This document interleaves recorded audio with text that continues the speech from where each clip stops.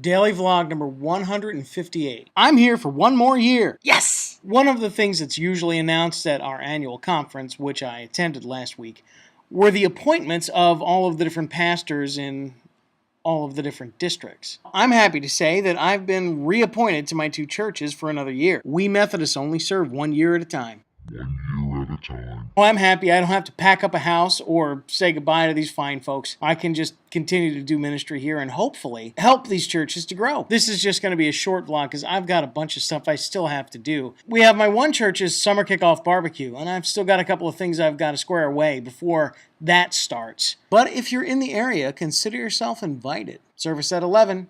Food at noon. It's also going to be Pentecost, the day on the Christian calendar that commemorates the day the Holy Spirit came down and, according to the book of Acts, came down as tongues of fire resting on the disciples' heads and helping the people gathered all around hear the gospel message being preached by the disciples in their own language. That would make traveling so much easier. I'll tell you more about my thoughts on Pentecost tomorrow during my 60-second Sunday sermon summary. I did a couple of vlogs this week that I was pretty happy with. One was yesterday's where I collaborated with my friend Heather. If you haven't seen it yet, check it out. It's pretty funny. The other one was about baggage. That was Thursday's vlog. And it was something that I've been wanting to start talking about, and I don't know if I covered it adequately. I'm pretty sure I didn't, because there's a lot more about it I want to say. About how we deal with our baggage and how we deal with other people's baggage. And also how God can help us deal with our baggage if we'll let Him. I was talking with somebody earlier in the week about how people always promise you, oh, well, if you believe in Jesus, then all your problems will be solved. And I know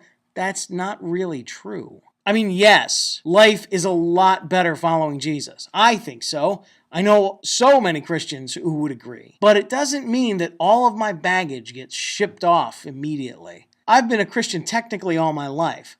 I just started taking it seriously after college.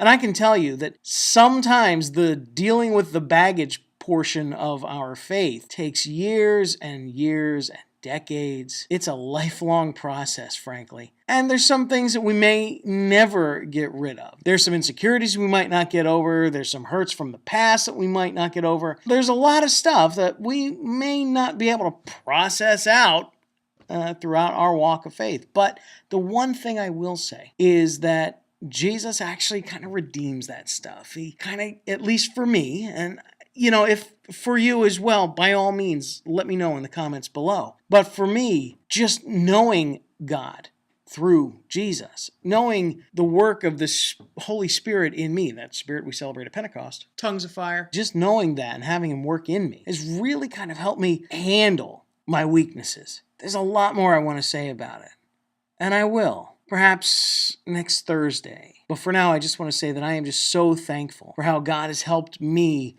in all of my weakness, in all of my brokenness, with all of my baggage, to be so much more than what my baggage would tell me I am. That got a little deep for a weekend roundup, but that's okay. This has been Daily Vlog number 158. 207 to go. I'll talk to you tomorrow.